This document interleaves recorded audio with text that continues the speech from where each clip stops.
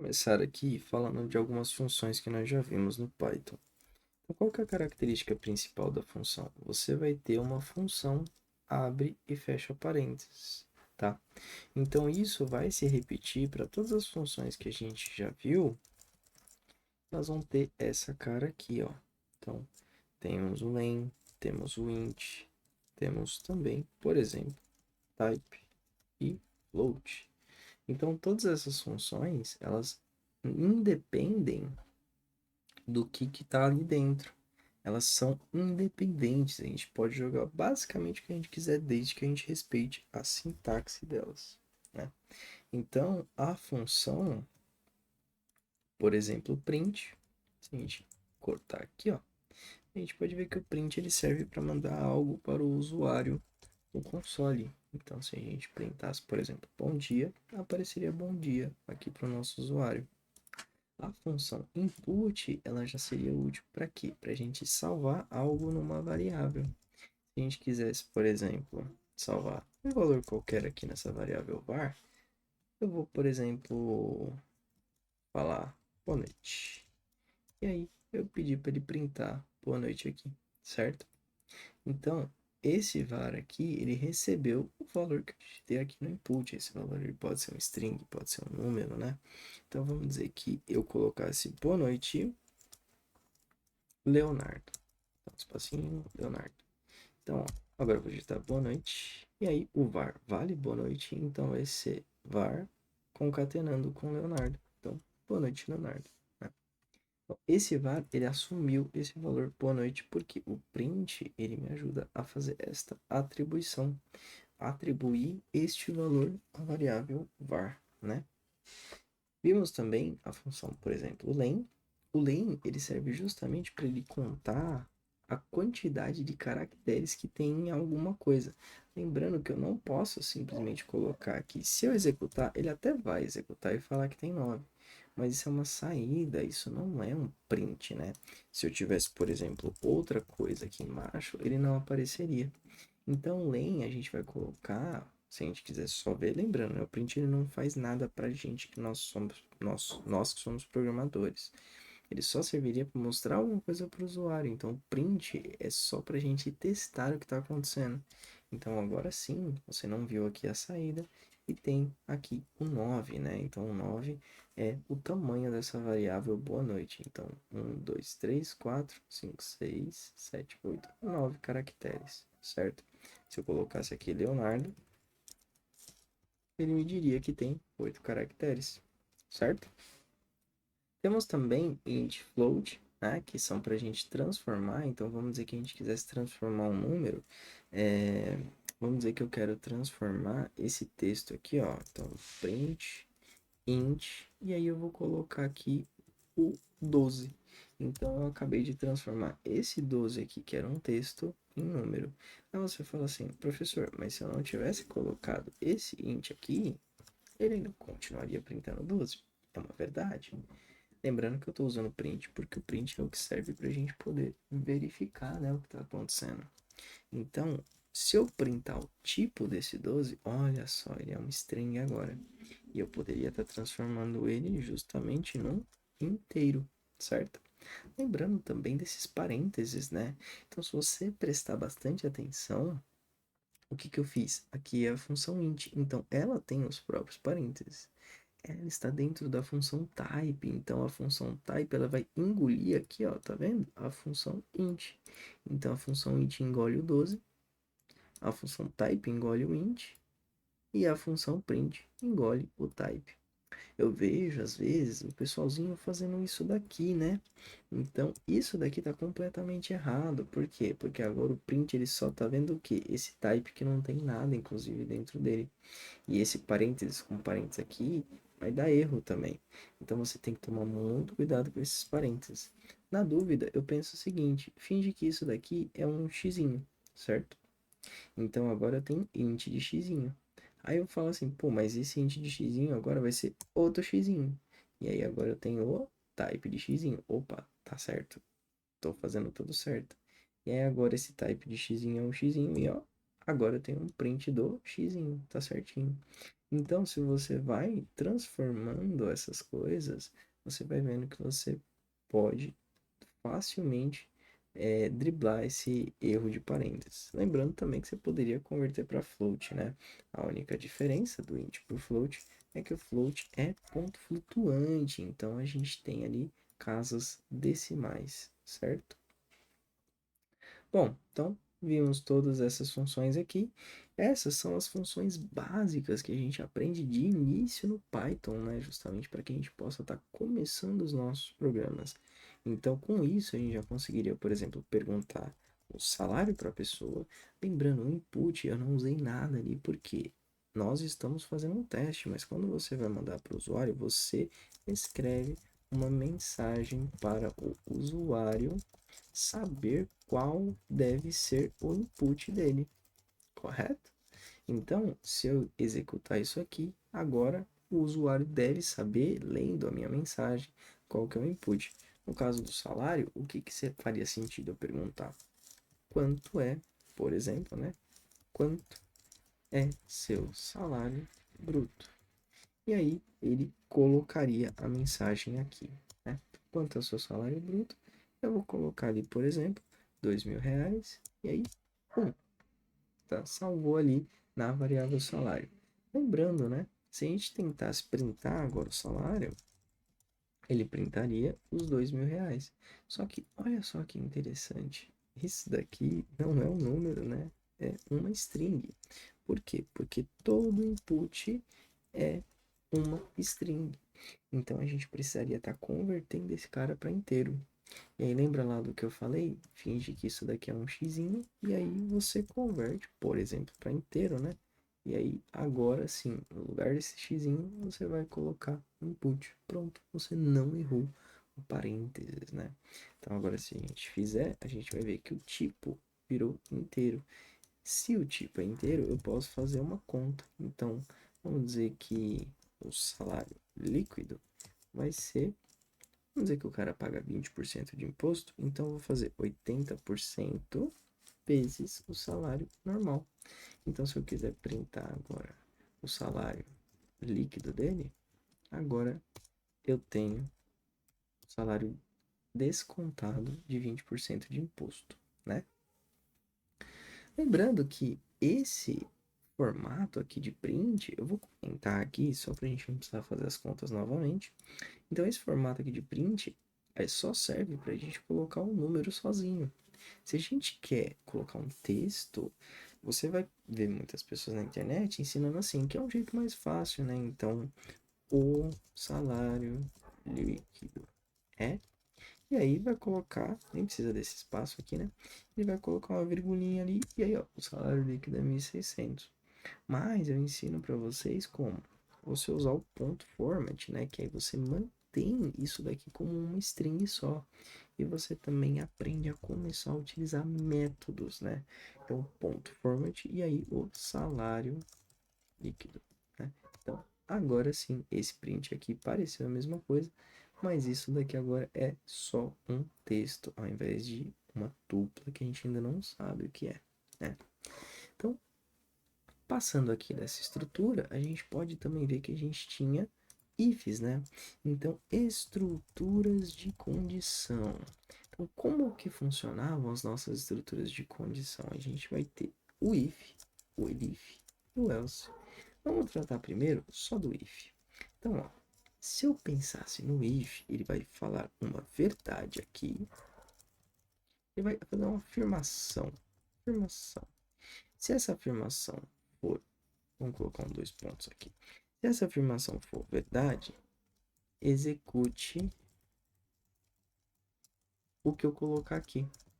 Então, eu vou fazer uma afirmação, só que nem sempre essa afirmação vai ser correta. Por exemplo, se eu disser que a Terra é plana, eu provavelmente estarei mentindo, né? Então, eu poderia falar assim: vamos dizer que eu tinha uma condição que a Terra vai ser alguma coisa, sei lá. Ela vai ser alguma coisa aqui. Vou decidir depois. Então, eu vou falar assim: ó, se a Terra for plana, então terraplanistas estão certos. Então, vamos dizer que a Terra seja plana, tá? Desculpa falar isso, mas é só pelo bem do exercício. Lembrando que esse igual aqui, ele tá errado, né? Isso aqui é recebe, é atribuição. Isso é um operador de atribuição. O igual, a gente coloca 2. Então, agora eu estou falando que a Terra é igual à plana. Se isso for verdade, os terraplanistas estão certos. Mas eu posso falar o seguinte: se a Terra não for plana, mas a Terra for redonda, então eu digo que, vamos dizer que quem que está certo? Os terra-redondistas estão certos. Aquela criatividade legal de 10 horas da noite. Então, vamos ver. Agora eu vou dizer que a Terra continua sendo plana. Então, quem que está falando a verdade? O if ou o elif? O if ainda. Só que se eu tiro isso daqui e eu falo que agora ela é redonda, é o elif quem está certo. Então, a gente tem que tomar esse cuidado, né? Só que olha só que interessante. Se os dois estivessem falando mentira, eu não ia printar nada. Aí você fala, e se os dois estiverem falando a verdade? Eu printo os dois? Não. Eu printo só o if. Por quê? Porque eu vou estar olhando pro primeiro que falar a verdade. Então, o se elif, ele significa se não ser. Ou seja, caso o meu if esteja mentindo, e o meu elif esteja falando a verdade, então faça isso daqui. Então eu sempre preciso parar no primeiro que falou a verdade. Vamos colocar agora um else.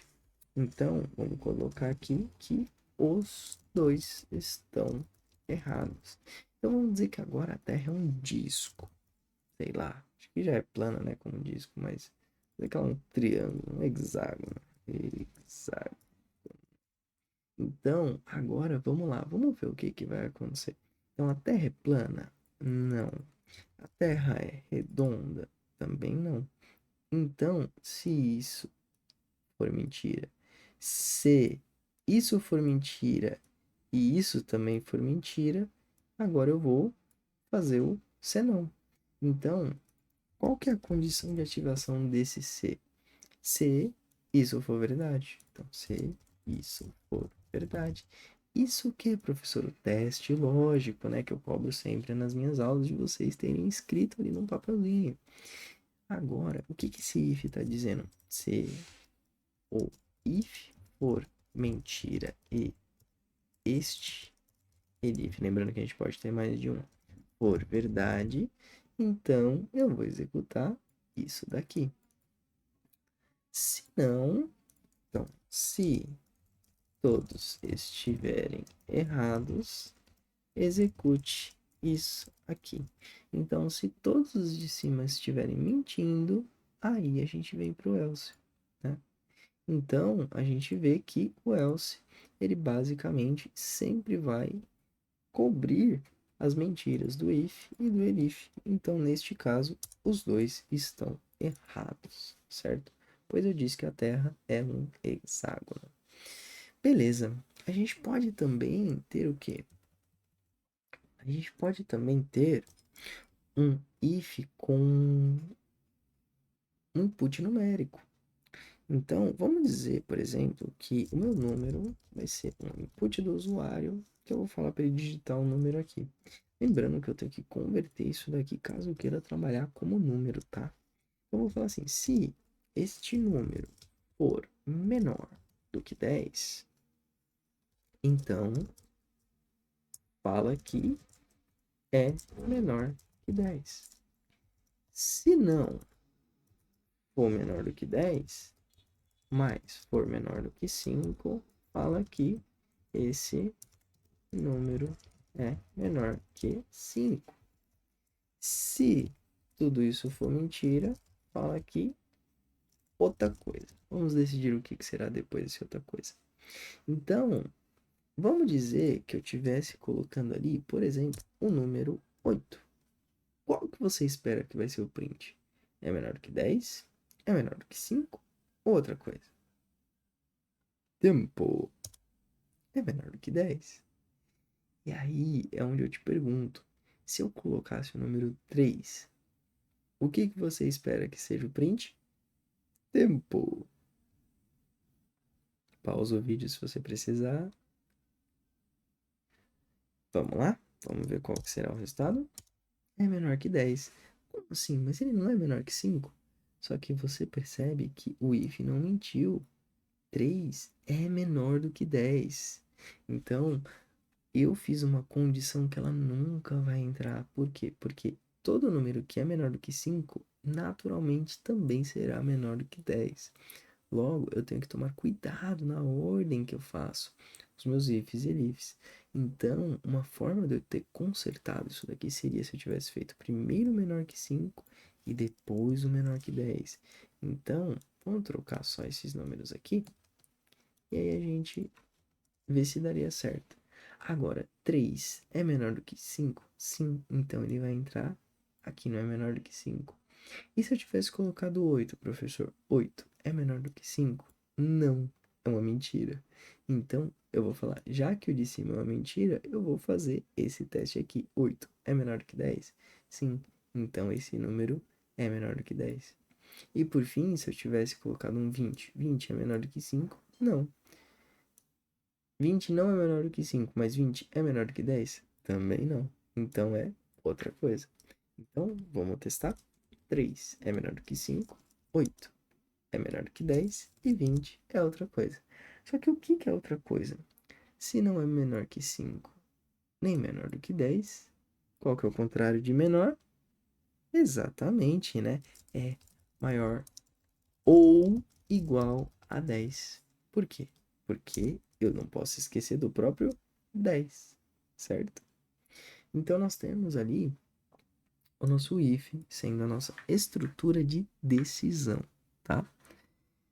Temos também um outro cara muito interessante que é o for, mas eu já fiz um vídeo de for, então dá uma olhadinha lá para ver como que ficou. Tá bem detalhado. Eu vou fazer agora o while. Então, como que funciona esse while, professor? O while, ele é como o if, né? Ele tem um teste lógico aqui dentro.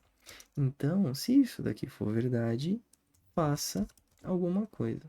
Aí você fala assim, poxa, professor, mas deixa eu entender. Eu só posso ter um print dentro do if? Não. Assim como eu posso ter muito mais coisa aqui dentro. Vamos exemplificar? Vamos dizer que aqui dentro dos números menores que 5, eu quero saber se o número for menor do que 0, então eu vou falar que é negativo. Se não, eu vou printar o que eu já tinha printado. Então, lembrando, né, você tem que tomar cuidado com a indentação. Olha só que a gente já ia esquecendo de mencionar isso. Esse if, ele tá dentro desse, então ele precisa ter indentação relativa a isso. Então, ó, se eu jogar ele para trás, agora ele tá igual a esse if, certo? Então esse else fica sem if. Então, ó, eu vou jogar ele para dentro do if com um tabzinho, tá? Então você utiliza o tab para estar fazendo essa indentação. Lembrando, a gente não consegue dar o foco nisso aqui agora, mas em um outro momento a gente brinca de novo com essa parte de indentação.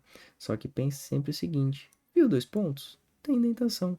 Então, aqui tem 2 pontos? Não. Então, ó, a indentação continua igual, inexistente. Só que se eu uso 2 pontos, ele vem um tabzinho para dentro. Se eu uso 2 pontos, vem um tabzinho para dentro, certo? E cada if, ele tem que ter um elif ou else correspondente. Na verdade, vamos reformular? Cada else, cada elif tem que ter um if correspondente. Eu não posso, por exemplo, ter isso daqui, pois esse elif, ele estaria sendo do else, e não existe elif de else, existe elif de if. Então, esse cara aqui, ó, elif e if. Opa, ele tá contrariando esse if. O else nunca vai ser contrariado. Porque se chegou no else, é porque todos os ifs e todos os elifs estão falando uma mentira. Mas o que o professor fez aqui dentro? Eu fiz um programa dentro do if, né? Eu fiz 4 linhas aqui. Poderia ter feito muito mais. Só que o que eu quero dizer? Se o número for menor que 5, eu vou analisar se ele é menor do que zero. Se ele for menor do que zero, ele é negativo. Se não, ele só é menor do que 5. Vamos ver? Então, ó, eu vou colocar aqui 2, e aí é menor do que 5. Eu vou colocar aqui menos 3 e é negativo. Então, a gente tem esse artifício ali de estar fazendo também, tá bom? A gente pode colocar tudo o que a gente quiser, quanto a gente quiser, dentro de qualquer uma das estruturas. Então, não é diferente com o while. Então, o while, como que ele funciona? Enquanto, por exemplo, a minha bexiga for igual a cheia, no caso a bexiga, eu tô falando um balão, tá? Vamos falar balão? Balão, balão. Enquanto o meu balão, que ele vai começar cheio. Vou colocar cheio, né? Agora que é balão. Então, ele vai começar cheio. E aí, eu vou falar assim, ó. Input, opa, balão recebe um input. E eu vou dizer se ele está cheio ou vazio. Então, o meu balão, eu vou sempre estar perguntando se ele está cheio ou vazio. Eu podia ter muita coisa aqui dentro do while, mas esse é um exemplo bem simples, né? Por quê? Vamos lá. O balão, tá cheio ou vazio? Tá cheio? Tá cheio ainda. Opa, tá cheio ainda. Então, cheio, cheio, cheio. Aí eu falo assim, pô, agora esvaziou, então eu vou falar que ele tá vazio. Pronto. Por quê? Porque agora ele não está mais cheio. Então, a minha condição de repetição foi justamente o quê? Enquanto o balão estivesse cheio. Um exemplo prático do nosso dia a dia seria o seguinte. Eu não vou falar do salário, né? Mas vamos falar assim, da minha conta. A minha conta, vamos dizer que ela tem R$ 2.500. Eu vou dar um rolezinho.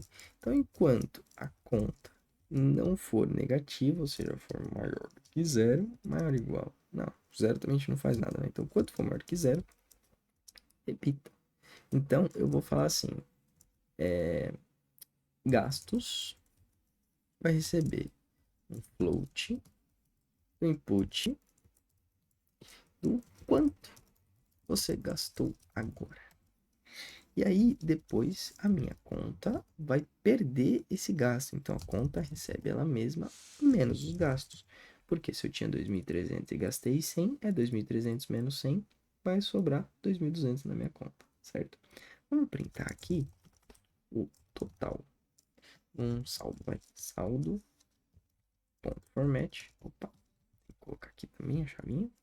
Chavinho. Format. E aí eu vou colocar a minha conta aqui, tá? Então vamos ver quanto que vai sobrar na minha conta. Então, quanto você gastou agora? Aí eu comecei gastando 150 no meu rolezinho, tem 2.350, que é 2.500 menos 2.300, menos 150 dá 2.350. Aí agora eu vou pagar o aluguel, então R$ 800. Ah, eu vou pagar energia, então mais 240. Agora eu vou comprar um celularzinho pet chinelo, então vamos gastar R$ 900. Então ainda tenho 410. Então vamos comprar mais um sorvete. Não, vamos comprar café. Vamos comprar um cafezinho ali. Aí agora vamos comprar um sorvete de café, né? Porque tem que ser de café. Agora vamos comprar mais um pouquinho de café solúvel.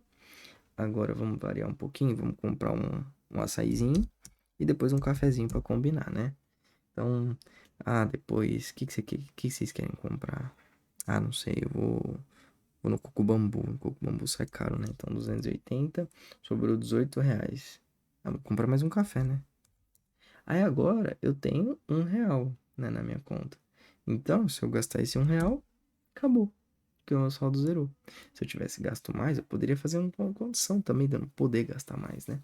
Mas, como o nosso foi simples, a gente viu que ou se a gente gastasse mais ou se a gente zerasse a nossa conta, eu não tenho mais o que fazer aqui dentro do meu while, né? Então, o meu while, ele vai funcionar enquanto essa condição for verdadeira, ou seja, enquanto eu tenho a conta com saldo, quer dizer que eu posso gastar, né? Então, enquanto eu posso estar gastando, o meu programa está rodando. Então, o while, ele é basicamente isso, ele vai te falar um teste lógico aqui, ele vai falar uma verdade. E aí, mais pra frente, a gente vai ver que a gente poderia direto colocar aqui que é verdade. Então, esse while nunca iria acabar. a não ser que eu desse um break. Então, por exemplo, eu poderia falar aqui se os meus gastos forem maior que 2.500, vamos colocar maior que 300 só. De uma vez eu já vou dar um break. Como assim? Eu não tô fazendo conta nenhuma, eu só tô olhando se eu gastei mais que 300. Então, ó, gastei 200, gastei 100, gastei 500, deu um break. Então a gente vai ver também que dá pra gente fazer isso no while, né? Dá pra gente forçar a saída do while com um break aqui, tá? E tem o continue, que a gente vai usar mais no for, entre outros. Belezinha? Então, uma revisão rápida aí, só pra gente ver algumas coisas. Lembrando também, tem métodos de string, tem muita coisa que a gente pode aprender. Estudem bastante, tem o Notion, tá? Dê uma revisada, tá bom?